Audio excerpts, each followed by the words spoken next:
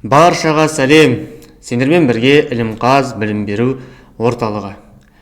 Байланыста әдебиет пәнінің мұғалімі Нұрмұхамед ағай. Дәл қазір өзіміз көріп отырғандай біз тест-центрдің ақылы бөлімінің бір нұсқасын әдебиеттен талдап шығатын боламыз. Яғни мен қазір кәдімгі ұбт-да сұрақтар қалай келеді, ұбт-да ноутбукке, компьютерге отырған кезде біз қандай сұрақтарды көреміз және оған қалай жауап береміз, соның барлығын қалай талдауымыз керек көрсетіп шығамын. Бірақ бұл бізде интенсивті нұсқа талдау болады, яғни мен жылдам талдап шығуым мүмкін. Сол себепті бәріміз ілесіп отырайық, барынша сұрақтар жазып алайық, жаттап алайық, есімізге сақтап алайық. Ал кет, ең бірінші сұрақ: көк түркінің көк семсері атанған қолбасшы. Бәріміз білетіндей, бұл бізде кім? Күлтегін. Немесе бұндай жағдайда білмей қалдық-ау деген күннің өзінде бізге жай ғана нұсқаны талдай салуға болады. Мысалға, алып ертаңға бізде ол түркі емес, ол сақ. Немесе білге қалған, ол қолбасшы емес, ол патша. Немесе тоны көк, ол қолбасшы емес, ол ақылшы, би, уәзір, жырау. Сол себепті біз осылай нұсқамен де талдап өте аламыз. Көк семсер атанған бізде лақабаты Күлтегіннің. Ары қарай, Кендебай іздеп шыққан қара бие құлынның ерекшелігі. Керқұлатты Кендебай ертегісінде бізде құлындар, қара биенің құлындарының ерекшелігі қандай еді? Алтын құйрықты еді. Ертегін оқыған, талдаған, жаттаған оқушылардың барлығы біледі. Алтын жүнді, асқан, жүйрік, қара торы деген сипаттар оған тән емес. Кеттік, ары қарай, үшінші сұрақ бізде: Қыз жібек жырында жібек мен шегені ілгері жіберіп, қуғыншы қалмақтың жолын тосқан кейіпкер ол Сансызбай. Кімнің? Төлегеннің інісі. Төлегеннің інісі Сансызбай 17 жасқа келгенде Төлегенді іздеуге атасынан ақ батасын алып жолға шығады. Кіммен бірге? Біздің шегемен бірге. Сөйтіп жібекке барады, жібекті әмеңгерлікпен алуға белді бекем буады, оны қуып келген Хорен қалмақты бізді күтіп алып, садақпен атып өлтіріп, не істейді? 9000 әскері болған Хорен қалмақты жеңіп, еліне жібекті алып келіп, бақытты өмір сүреді деп туынды аяқталады.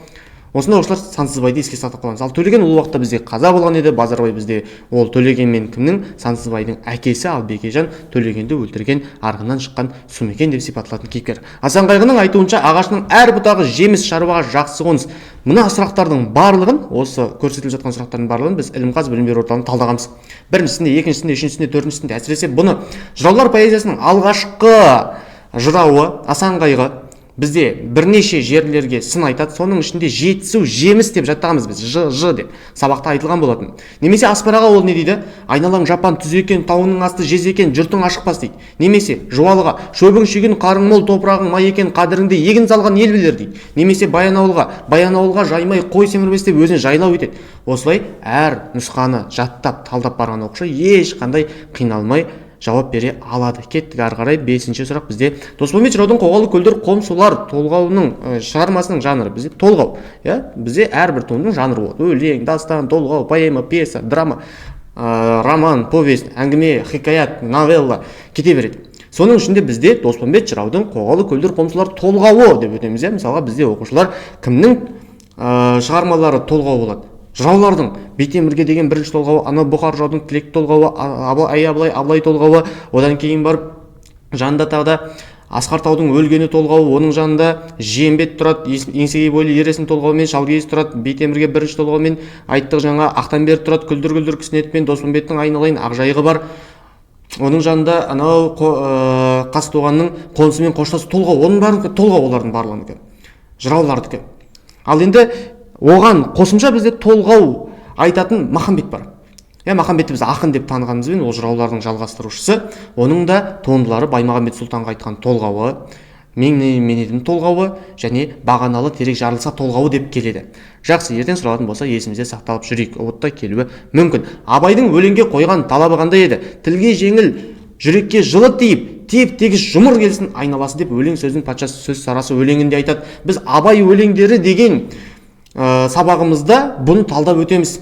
Бұл жерде айтамыз біз: өлең сөздің патшасы сөз сарасы, қиыннан қиыстырар ер данасы, тілге жеңіл, жүрекке жылы тиіп, теп-тегіс жұмыр келсін айналасы деп сол жерде айтқанбыз. Мынау Абайдың өлеңге қойған шарттары деп мынаны жазып алыңдар. Тілге жеңіл, жүрекке жылы, айналасы теп-тегіс жұмыр болу керек. Бөтен сөзбен былғанса сөз арасы, ол ақынның білімсіз бейшарасы деп ары қарай бөтен сөзбен былғамау керектігі де шарт ретінде қойылатын еді. Өлең сөздің патшасы сөз сарасы өлеңінде есімізде болсын. Кеттік ары қарай. Шоқан Уәлихановтың Ыстықкөл күнделігі атты еңбегінде жинақталған мәселе қандай еді? Саяхаттарының ғылыми нәтижесі. Бұны да біз курста талдағанбыз. Мен дәл қазір бұл сұрақтарды көбіне негізі курс оқушыларына талдап жатқандай жылдам талдап жатырмын. Неге? Себебі бізде алдағы уақытта осындай талдаулар көп болу керек, және біз әрқайсысына көп уақыт жұмсап отырғанда кездер болады. Мысалға менің әдеттегі нұсқа талдауларыма мен 25 қана сұрақ аламын да, сөйтіп 25 сұрақты ұзақ уақыт талдаймын, 1,5 сағат талдап беремін, оның қасына қанша сұрақтарды қосып талдап беремін. Бірақ бұл жерде 40 сұрақ бар, және мен бұны оқушыларға жылдамырақ жеткізгім келіп тұр дәл қазіргі уақытта. Сол себепті мынау сұрақтарды осылай есімде сақтап отырайық. Ал халық ауыз әдебиеті емес, оның еңбегінде халықтың салт дәстүрі айтылмайды. Әрине салт дәстүр айтылады ол жерде, бірақ халықтың салт дәстүрін ол бүйтіп ашып, мен осы туындыны халықтың салт дәстүрін зерттеуге арнаймын деп айтпайды.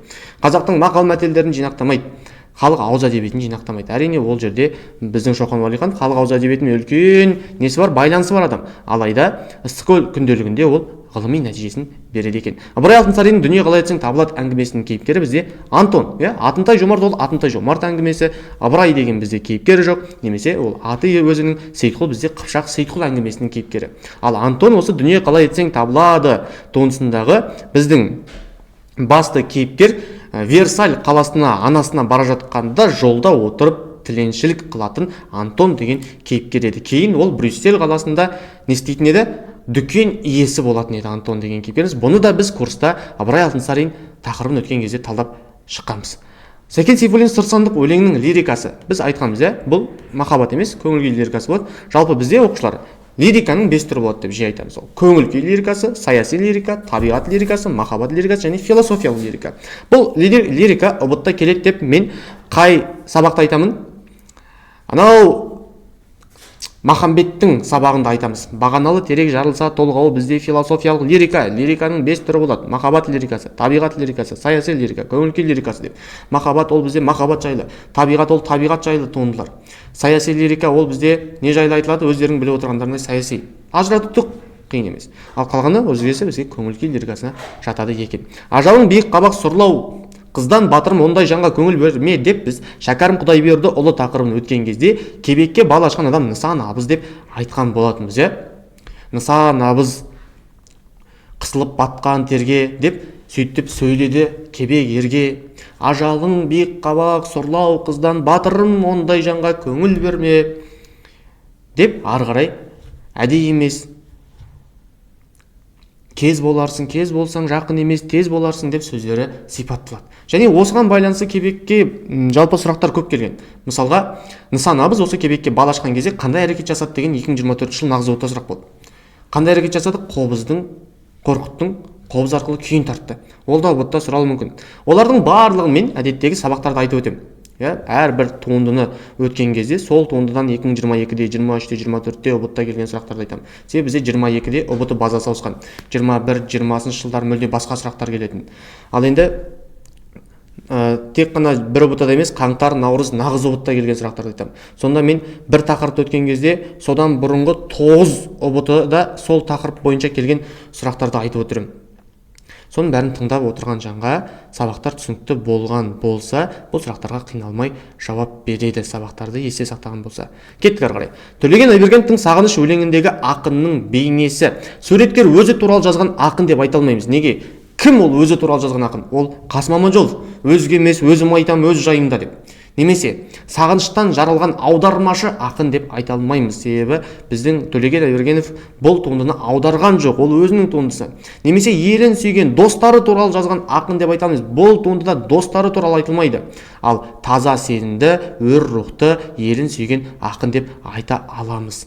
Ерін сүйген ақын дегенді де айтуға болады, себебі былай деп айтады: сүйем мен сені, көкірегі ыстық дүние тұратын түгел, сағыну менен аңсаудан дейді. Немесе мен тіпті кейде қара тасты да сағынам, қаланып қалса тәртіппен дейді. Яғни ол өзінің елін сүйеді. Немесе өр рухты, таза сезімді екендігі ол туындыда. Онсыз сен тіпті тұлпарда болсаң, қосыла алмайсың қатарға, әуелі әбден сағынып алмай, шығушы болма сапарға деп келетін тармақтардан рухты бірден байқауға болады. Мұқағали Мақатаевтың Аққулар ұйықтанды поэмасынан алынған үзіндідегі кейіпте көркемдеуіш құралын бәріміз біз алғашқы сабақта өтеміз. Ілімқазыда бірінші сабақта бізде көркемдеуіш құралдар өтіледі. Әдебиет теориясы өтеді. Сол жерде айтамыз, кейіпте ол бізде табиғаттың жансыз мүшесіне адамның немесе табиғаттың жанды мүшесінің несін іс-әрекетін беру. Мысалға, ағаш күлді, тас жылады, көл көкке қарады, ағаш қайтадан иілді, бидай не істеді? Бүйтіп иілді, немесе бидай көкке тікірейіп тұрды деген секілді табиғаттың жансыз мүшесіне жанды мүшенің іс-әрекетін беретін болса, ол бізде кейіптеу деген көркемдеуіш құрал болады. Мысалы, осы жерде мөлдіреген жетім көкке қарап, мөлтілдеген көз жасын тыя алмай тұр дегенді біз әдетте Аққулар ұйықтанды поэмасын өткен кезде мен бұл тармаққа бірден тоқталамын. Неге? Бұл себебі ұбытта келетін білем кейіптеу болып, көкке қарайды жетім көл және мөлтілдеген көз жасын тыя алмай жылап тұр дейтін болса, бұл бізде кейіптеу болып кетеді. Ал ары қарай, мынау алып аспан астына сыя алмай бір, айдын көлін аққулар қия алмай жүр дегенді алатын болсақ, бұл бізде астананс болады. Ал оның төбесіндегі аққулар айдын көлін қалдырды да тартты кеп анау тұрған жағалауға дегенді біз тартты кеп дегенді баяндауыш деп алатын болсақ, инверсия көркемдеуіш құрал деп алуға болады. Енді бетін түзеп батысқа бағыт алып қарғыс атқан мекеннен, қандай мекен? Қарғыс атқан мекен деп эпитет ретінде алуға мүмкіндік бар, бірақ оны эпитет деп айту қателік болуы да мүмкін. Себебі эпитет бізде кәдімгі қандай мекен, үлкен мекен, кішкентай мекен деп келетін біз сабақтарда түсіндіретін едік. Жақсы. Мұхтар Әуезовтің Көксерек әңгімесінің негізгі тақырыбы қандай? Адам мен табиғат арасындағы байланыс пен қайшылық, адамдар арасындағы қатыгездік пен жауапсыздық, түз дағдысының қаталдығы мен жауапсыздығы, адам мен табиғат арасындағы байланыс пен жылы сезім. Енді оқушылар осындай негізгі тақырып, идея деген секілді сұрақтар келген кезде сөйлемге мұқият назар аудару керек. Мысалға, Көксерек туындысында адам мен табиғат арасындағы байланыс пен жылы сезім айтыла ма? Жылы сезім ол жерде көп айтылмайды. Әрине, жылы сезім бар Құрмаштың Көксерекке деген. Бірақ оған қарағанда байланыс пен қайшылық деген көбірек келеді. Неге? Себебі кейін Көксерек Құрмашты өлтіреді. Кейін адамдар барып Көксеректі өлтіреді. Ол жерде қайшылық көбірек. Ал енді адамдар арасындағы қатыгездік пен жауапсыздық деп ала алмаймыз. Неге? Себебі ол жерде тек қана адамдар арасындағы емес, Көксерек деген әңгіменің өзінің тақырыбынан ақ не көрініп тұр? Бұл бізде адам мен табиғат, қасқыр арасындағы байланыс екендігі. Және түз тағысының қаталдығы мен жауапсыздығы деп тек қана түз тағысына арналған туынды емес. Бұл жерде адамдардың да бар екендігін ескеріп, А вариантын белгілеуіміз керек. Төлен Әбдіктің Қонақтар әңгімесіндегі Ерғалы қарттың Сапабекке риза болмау себебі күткен үмітін ақтамағаны үшін деп аламыз, жарай ма? Енді оқушылар, туындыда қалада көп қыдырғаны үшін деген нұсқаны белгісі келетіндер де болуы мүмкін. Неге? Себебі Ерғабыл қарт ренжиді. Апар, өзің құсап қаңғыбас етіп шығар деп айтады. Кімді? Жеңісті, Сапабекке. Бұны оқыған оқушылар, талдаған оқушылар, сабақтарға қатысқан оқушылар, практикалық сабақтарға, теориялық сабақтарға көңіл бөлген оқушылар есінде сақтайды деп ойлаймын. Бәріміздің есімізде ол. Мен қазір айтып отқан заттарым барлығы кейде біздің есімізге түспей қалуы, ұмытып кетуіміз немесе мүлде білмеуіміз мүмкін. Сол себепті мен сабақтардан қалмауға, толық меңгеруге несемін кеңес беремін. Жақсы. Осы жерде біздің Ерғабыл қарт Сапабекке риза болмайды. Неге? Себебі күткен үмітін ақтамайды. Туыстарын іздеп бармаған үшін деген нұсқа болмайды. Ауылдастарына көмектеспегені үшін деген нұсқа болмайды. Қалада көп қыдырғаны үшін деген де ақпараттар не істемейді, бізде туындыда айтылмайды. Нұрдәулет Ақыштың отбасы тақырыбын көтерген шығармасы Нағыз әже қайда? Біздің спецификацияда бар. Бәріміз білеміз, Нұрдәулет Ақыштың Нағыз әже қайда туындысында әжелердің азайып бара жатқандығын көтеретін туындысы екен. Жақсы, ағайынды нешеуісі деген сұрақты қоюшы және біреу өзім екіншісі халқым деп жауап беруші шешендер кімдер еді? Бала би мен сырым. Біз осы шешендік өнер тақырыбын өткен кезде бала би мен сырымды өтіп шығамыз. Сол жерде бала бидің сырымға қоятын 6 сұрағы бар. Оған сырым 6 түрлі жауап береді. Соның барлығы ұбытта келеді. Соның бірі мынау ағайынды нешеуісі деген сұрақ. Сонда сырым ағайынды екеумін деп жауап береді. Сонда бала би мен сізді даттан 11 деп естуші едім дегенде, 11 екеніміз рас, алайда маған оның қанша керегі бар? Менің ағайынды екеумін дегенім біреу өзім, екіншісі халқым деп жауап беруші еді. Ал ары қарай жалғастырамыз. Дулат Бабатайұлының О ақтан жас өлеңіндегі айшықтау түрі бізде қараңдар риторикалық сұрақ. Енді мына жерде әрбір оқушы О ақтан жас өлеңін біліп бару керек. Және ол туындыны білмеген күннің өзінде ең болмағанда талдап бару керек. О ақтан жас, сен де жетер мекенсің, жетімдіктің белінен асып өтер мекенсің, жапанға біткен бүлдірген сұғынсаң тояр мекенсің деген секілді тармақтар келген уақытта қалай оны айшықтау деп бағалаймыз? Риторикалық сұрақ түріндегі айшықтау. Иә, сен де жетер ме екенсің, жетімдіктің белінен асып өтер ме екенсің деп сұрақ қойылатын еді. Осыны есімізде сақтаймыз. Егіздеу, зарлай арнау, шендестіру бізде болмайды. Кеттік, ары жалғастырамыз. Абай Құнанбайұлының билікке таласқан адамның әлеуметтік психологиялық бейнесін ашып сынайтын өлеңі. Билікке таласқан адамды Абай болыс болды мінекейде сынайды. Ол жерде Абай барлық жалпы қазақтың билерінің, болыстарының, басшыларының жаман қасиеттерін сынап мінейді. Ал енді ғылым таппай мақтанбада білім туралы айтады, ғылым туралы айтады. Сабырсыз, арсыз, еріншекте дәл осы сабырсыздық, арсыздық, еріншектік, пысықайлық, алауыздық, алтыбақандық жайлы айтады. Мен жазбаймын өлеңде ермек ішінде өзінің өлең жазудағы мақсаты мен өлең жазудың үлгісін айтады. Оның барлығын біз Абай өлеңдері деген жаңа айтқанымыздай сабақта талдап шыққанбыз. Бұны біздің оқушыларымыз өте жақсы біледі деп ойлаймын. Жүсіпбек Аймауыттың Ақбілек романында Ақбілектің жаңа өмір бастауына түрткі болған Әмір мен Ұрқия жеңгесінің қолдауы болады. Енді оқушылар, осы жерде біз кішкене қиналып қалуымыз мүмкін. Неге? Себебі мынау 10-шы сыныптың баспасы. 10-шы сыныптың баспасында бұл ақпараттар өте аз айтылады. Мен өзім бұл романның толық нұсқасын оқығанмын, сол себепті қиналмай жауап бере аламын да. Ал кейде оқушылар осындай сұрақтардан қиналып қалады. Сол себепті ағай, мынау қалай болады, білмей жатырмын деп сұрайды. Сондай кезде, егер білмей жатқан болсаңдар, осындай сұрақтар келген болса, нұсқатауларда деген секілді менен сұрап отырыңдар, жарай ма? Менің номерім көпшілігімізде байланыста бар, иә? Сұрап отырсаңдар болады. Жақсы. Кеттік ары қарай. Ілияс Жансүгіровтің құлагер поэмасына сыншының құлагерге берген бағасы алдынан ұмтылғанда аң құтылмас, артынан жөнелгенде жетпес жылқы деген нұсқа болады. Бұны да біз құлагер поэмасын талдаған уақытта оқушылармен барлығын айтып шыққанбыз. Құлагерді 3 түрлі топ сынайды. Біріншісі халық, 30-40 сыншы. Олар не деп айтады? Сүйегі сиыр сүйек, қиқы жиқы, сал бөксе, жазық бауыр, ұзын тұрқы, немесе бітімі ойық-шойқы, орда шорқы, пішкендей жануарды олақ өлшеп деген тармақтарды халық айтады. Олар жамандайды құлагерді. Осы ма даңқы шыққан құла тұлпар? Жоқ, бірақ бұл жерде осы ма даңқы шыққан құла тұлпар, сүйегі бөлек екен сұмдық шығар деген ол Батыраштікі. Яғни ол үшінші топ. Бірінші халық, екінші Күреңбай, одан кейін Батыраш сипаттайды. Оны біз сабақтарда айтқанбыз, оқушылар жақсы түсінеді деп ойлаймын. Халық оны жамандайды, құлагерді, оны өте мынандай екен деп жаман сипат береді. Сол жаман сипатты есте сақтап қалған оқушы жаман екен ұбытта қиналмай табылады. Ал неге? Себебі Күреңбай оны мақтайды. Алдынан ұмтылғанда аң құтылмас, артынан жөнелгенде жетпес жылқы деп, оның бүкіл дене сипатын, оның жүйріктігін, оның мықтылығын керемет не де береді? Сипатта береді. Ал Батыраш ше? Батыраш біз қорқады дегенбіз, иә? Мәстаған, осы ма даңқы шыққан құла тұлпар, сүйегі бөлек екен сұмдық шығар. Біздің Көктұйғынға бір ажал Көкшетаудан келген шығар деген тармақтар кетеді ары қарай. Бұл өзі жылқы мекен, немен екен, шапқанда желе мекен, шаба мекен деген секілді екен дегенде сөздер кетеді. Қазір құлагер поэмасын ашып қарайтын болсыңдар, сондай тармақтарды көресіңдер. Кеттік ары қарай. Батырмай, оқ өтпесім-ай, найзагерім-ай, сені де көретін күн бар екен-ау деп Артықбай Батыр Ұлпан романында Сәдір найзагерді қарсы алады.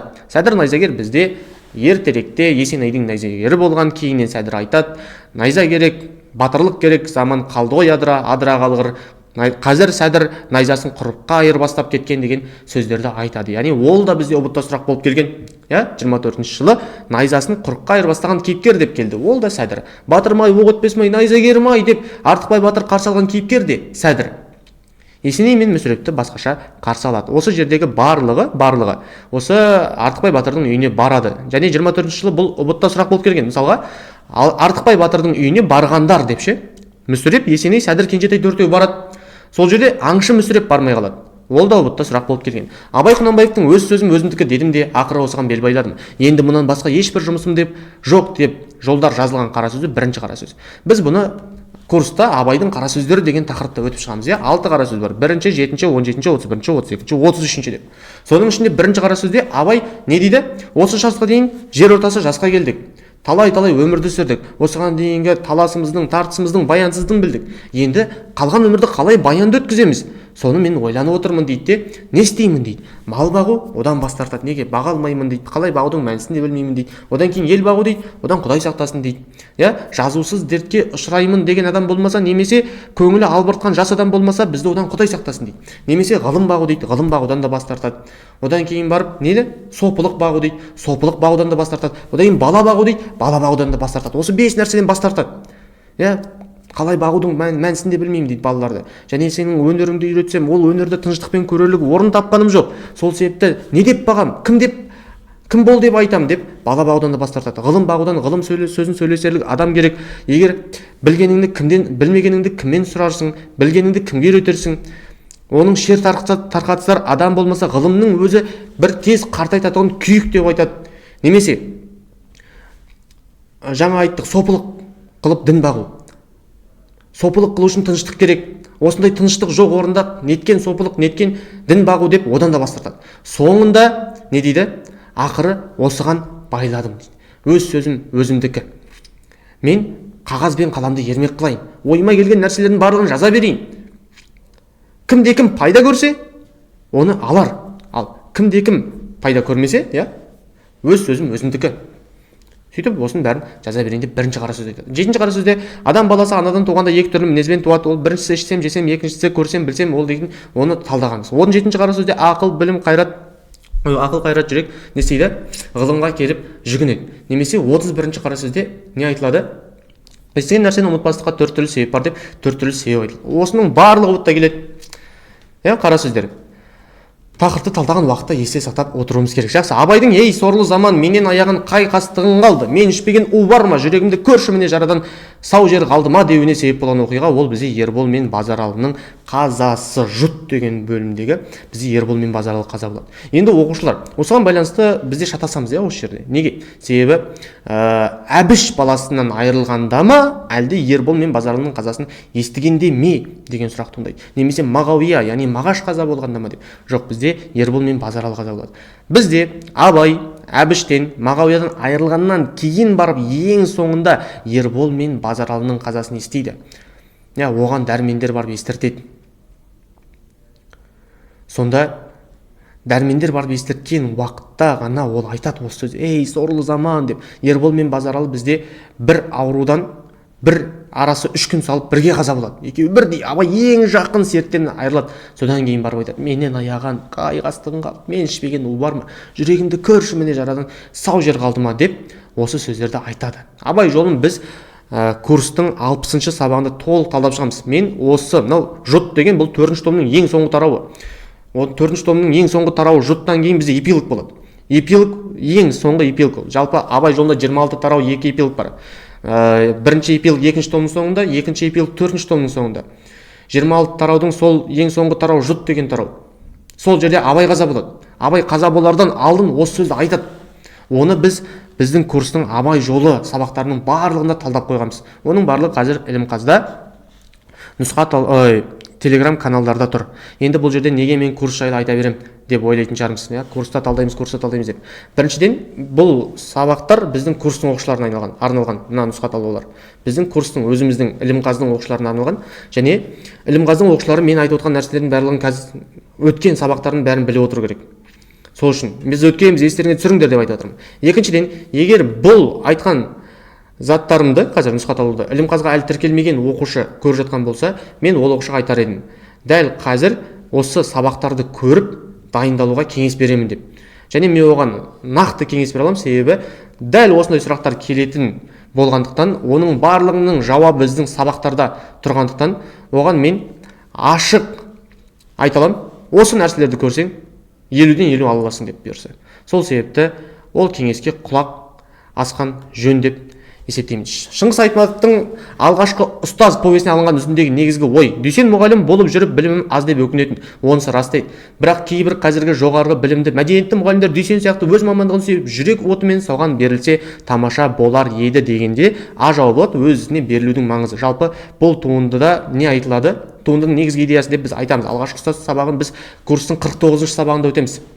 Сол жерде айтылады: туындының негізгі идеясы ол мұғалімдердің қазіргі уақыттағы өз ісіне беріліп, Дүйсен секілді білімі көп болмаса да жүрекпен, махаббатпен жасайтын болса, біздің балаларымыздың білімі керемет болар еді деген идея бұл жерде. Білімді болудың маңыздығы, жоғары білім болудың маңыздығы емес, мәдениетті болудың маңыздығы емес, бұл жерде өз ісіне берілудің маңыздығы көбірек айтылады алғашқы ұстаз туындысында. Смағұл Елубайдың Жалған дүние романындағы ертесіне жаяу жалпы шұбырған жұртқа ере алмай сырқаттанып жолда бұйрат басында әкесі мен шешесі қалды. Әкесі: сіздер жүре беріңіздер, біз соңдарыңызда жетерміз деп бұйырған еді, бірақ тағдыр бұларға енді қайтып кездесуге жазбапты. Ең болмаса бір-бірінің өлі не тірі екенін білуге де жазбапты. О жалған-ай, үзіндісіне суреттелетін кезең ол бізде Қазақстандағы қолдан жасалған 32-ші жылдағы ашаршылық. Ол бізде Хансұлудың басын өтеді. Мына жерде Хансұлудың әкесі мен анасы қалып қалады, және Хансұлудың әкесі айтады: сіздер жүре беріңіздер, біз жетіп алармыз деп. Яғни олар анау баласының тоқтап қалғанын қаламай, жүре беріңдер, біз жетіп аламыз деп айтады әкесі. Бірақ кейін Хансұлу жағдай қанша іздесе де күтсе де әкесін қайта жолықтыра алмайды. Ақтабан шұбырынды Алқакөл сұлама жылдары жайлы бірер ауыз айтылатын бізде Еңлік кебек туындысы бар. Ұлы Отан соғысы кезіндегі халық тағдырын бізде Жусан иісі туындысы жеткізеді, не болмаса Жау тылындағы бала туындысы жеткізеді. Сталиндік репрессия кезіндегі халық тағдыры жайлы бізде аса көп енді оқиға жоқ, бірақ Жалған дүние романында бірер ауыз айтылады сталиндік репрессия жайлы. Мысалға, кімдер кететін еді оған? Бізде Дәу апа бар ғой, 1937 жылы түрмеде ашаршылықтан өзіне өзі аштық жариялап қаза болады сол Жалған дүние романында. Немесе жаңағы Бұлыш пен әйелі бар. Жақсы, соларда бізде баспашы деп, банды деп танылып қуғынға ұшырайтын еді. Жақсы, орайы келгенде айтармын деп жүредім, сенің басыңнан үш түрлімін көремін, соны тыңда дейді. Бұл бізде Абай жолы романындағы Абайға әкесінің айтатын үш міні. Бәріміз білеміз. Сонда Абай: айтыңыз әке дегенде, Құнанбай оған үш түрлі мін айтады. Бірінші: ең әуелі арзан мен қымбаттың парқын айырмайсың, өзіңдегі барыңды арзан ұстайсың, бұлдай білмейсің, көп күлкіге, болымсыз ермекке асылынша жасың, жайдақсың, жайдақ суды итте құста жылайды. Екінші: дос пен қасты сараптамайсың, досқа досша, қасқа қасша қырың жоқ, ішінде жатқан сыр ұшығы жоқ, жұрт бастайтын адам ондай болмайды, басына ел берілмейді. Үшінші: орысшылсың, солай қарай ден қойып барасың, дін мұсылман жат санайтын ескермейсің дейді.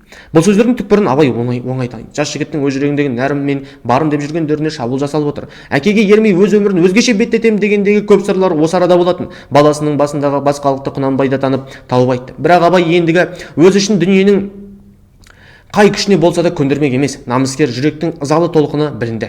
Жаңа үйде отырған шақта пайда болған шабыт қызу қайта келген еді. Бұл тұста әкесін аяп қала алмай сөйлеп кетті. Осы үш айтқаныңыздың үшеуіне де дау айтам әке. Өзімдікі дұрыс деп айтам. Ең әуелі жайдақ суға теңгердіңіз. Қолында құрал бол, жалғыз жарымға ғана пайдасы тиетін шыңыраудағы су болғанша құралды құралсыз кәрі жасқа түгел пайдасы тиетін жайдақ су болғанды артық санаймын. Екінші: ел алатын тәсілді айттыңыз. Ел билейтіндердің мінезін айттыңыз. Менің білуімше ел бір заманда қой сияқты болған. Бір қора қойды жалғыз қойшы айт десе өргізіп, шайт десе жуастатын болған. Бертін келе ел түйе сияқты болды. Алдына тас лақтырып шөк десең аңырып барып қана бұрылады. Ал қазіргі ел бұрынғы қарбалақ көр балалықтан, нашар момындықтан сейіліп көзін ашып келеді. Ендігі ел жылқы сияқты болды. Аяз бен боранда, жауын шашында топ не көрсе соны көруге шыдаған, жанын аямаған, қар төсеніп мұз жастанған, етегін төсек, жеңін жастық қылған бақташқаны бағалап, жанашыры бар, жақсылық пайдасы бар ғана кісі бағат. Үшінші: орысты айттыңыз. Халық үшінде, өзім үшінде, дүниенің ең асылы білім, өнер. Сол өнер орыста мен барлық тірліктен ала алмаған асылды содан алатын болсам, онда жер жатым бола ма? Жатырқап қашықтауым надандық болса болар, бірақ қасиет болмас деді деп біздің үзіндіміз аяқталады. Құнанбайдың ойынша Абайдың бойындағы бірінші міні ол өзіндегіні бұлдай білмейтіндігі. Мына жерде айтылды, яғни ең бірінші: сен қандайсың деді. Арзан мен қымбаттың парқын айырмайсың, өзіңдегі барыңды арзан ұстайсың, бұлдай білмейсің деді. Келесі сұрағына қарайық. Абайдың пікірінше қазіргі ел мінезі жаңа жылқыға ұқсас деді. Бұрын қойға ұқсас болған еді, одан кейін түйеге ұқсас болған еді, қазір жылқыға ұқсас деді.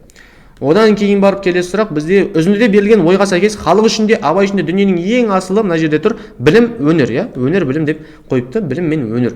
Одан кейін мәтін мазмұны бойынша әкесінің Абайдан күткені ел билеушілерге тән мінез. Ел билеушілердің мінезін айттыңыз еді. Неге? Ел билейтіндердің мінезін айттыңыз дейді. Сол әкесі де Абайдан сол нәрсені қалап тұрады. Одан кейін барып үзіндідегі ойға сәйкес мақал: әке балаға сыншы.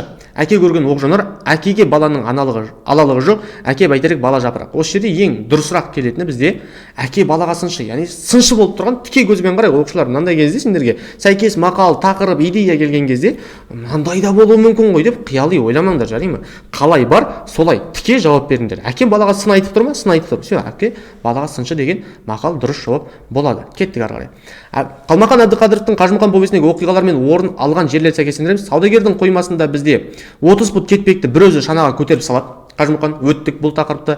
Қажымұқан повесін біз курстың 59-шы сабағында өтеміз. 59-шы сабақта Қажымұқан повесі өтіледі. Сол жерде қар күреген бала немесе Париж деген бөлімдер бар. Қар күреген бала бөлімінде саудагер қоймасында Қажымұқан бір өзі 16 жас кезінде 30 пұт кеспекті не істейді? Шанаға өзі көтеріп салады. Май кеспек ол.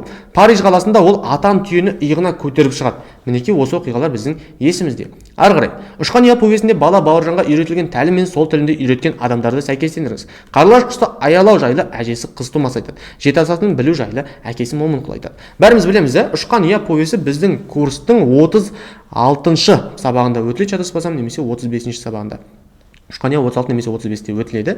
Сонда Ұшқан ұя повесінде бала Бауыржанға үйретілген тәлім осы жерде тұр. Қарлығаш құсты аялайтын, ол қыз тумас еді. Ол менің қонағым ғой. Қонағымды үркіткенің мені де сыйламағаның емес пе қарағым деп Бауыржанға ұрсып оны ұялып тастайды. Сен келе ғой, мен саған қарлығаштың құйрығы неге айыр екенін, жыланның неге осындай екенін деген секілді ертегіні айтып берейін, әңгімені айтып берейін, аңызды айтып берейін деп оған осы қарлығаштың құйрығы неге айыр ертегісін айтып беретін еді. Сүлеймен деген патша болыпты, ол жердегі көктегі жағдай барлық құстың, балықтың, жан-жануардың тілін біледі екен. Сөйтіп жағы оған шабуыл жасалып, оны жылан уымен қайтарып, кейін не сұрайсың дегенде ең тәтті қан деп оған маса шыбындарды жіберіп, келе жатқанда масаның тілін қарлығаш жұлып алып, одан кейін осы ертегін бәріміз естігенбіз.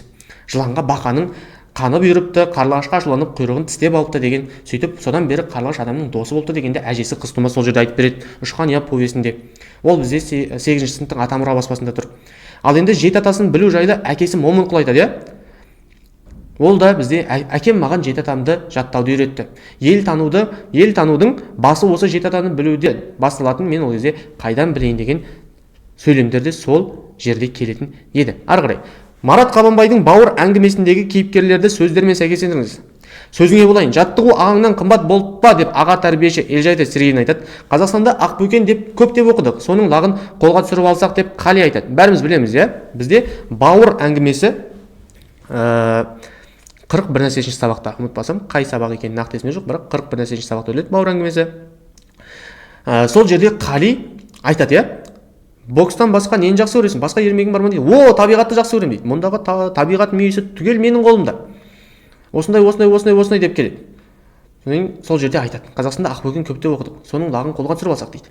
Немесе сөзіңе болайын, жаттығу ағаңнан қымбат болып па деп оны жаңағы жаттығудан шығарып жатқан кезде Елжайда Сергеевна айтады. Жақсы, бұл біздің есімізде. Арғы жалғастырайық.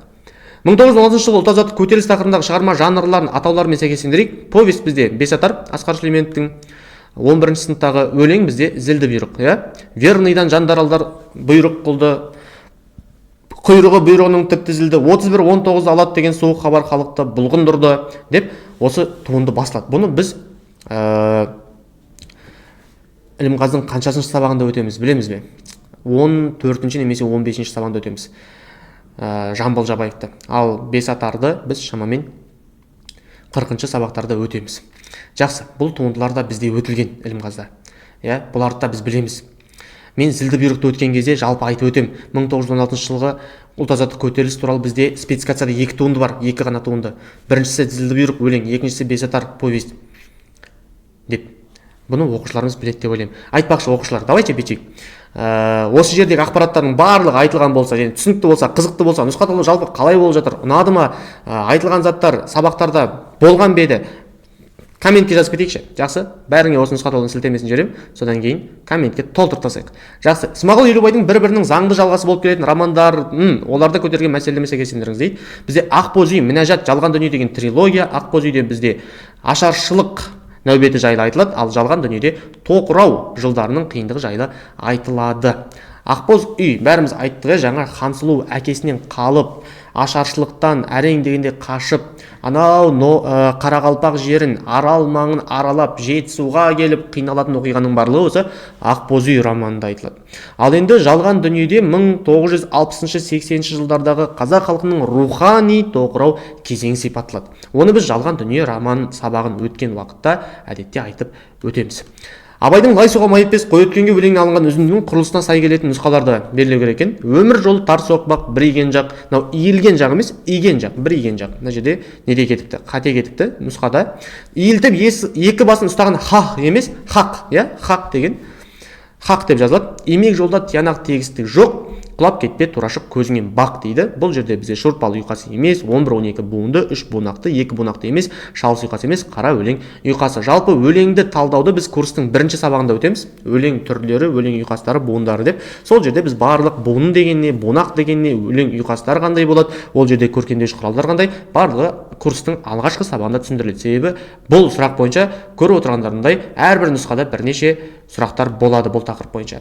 Ал кеттік. Дулат Исабековтің әпке драмасында көтерілген отбасылық құндылықтар бізде ол бауырмашылдық пен жанашырлық, ержүректілік бұл жерде айтылмайды, сыйластық бізде бар айтпақшы, осы жерге сыйластықты қосуымыз керек, және денсаулық бізде айтылмайды, немесе отаншылық бізде бұл жерде мәселе болып, құндылық болып көтерілмейді. Әпке драмасын өткен уақытта осы жердегі біз құндылықтарды біліп отыруымыз керек. Ары қарай, Бейімбет Майлиннің Шұғаның белгісіз хикаятындағы Әбдірахманға тән нұсқалар, ол ақындығы бар, өлең айтады, білесіңдер, жүзі құбыла, сөзі Құран Шұғаның, бір шұға үшін жанды құрбан қыламын, кетерінде арманда боп сүйе алмай, қош бол қалқам деді шырағым деген секілді ең соңғы тармағын ұмытып тұр екен.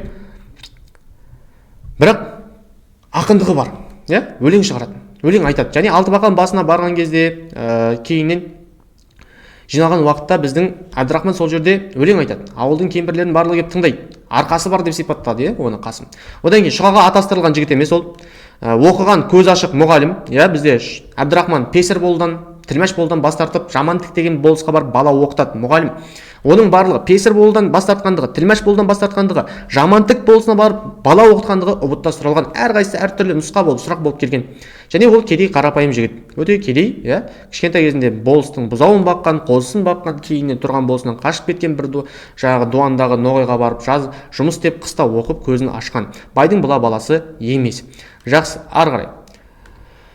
Мұхтар Шахановтың Нарынқұм зауал поэмасына трагедиялық образдар депті, бірақ оқушылар бұл жерде тек бір ғана образ болады.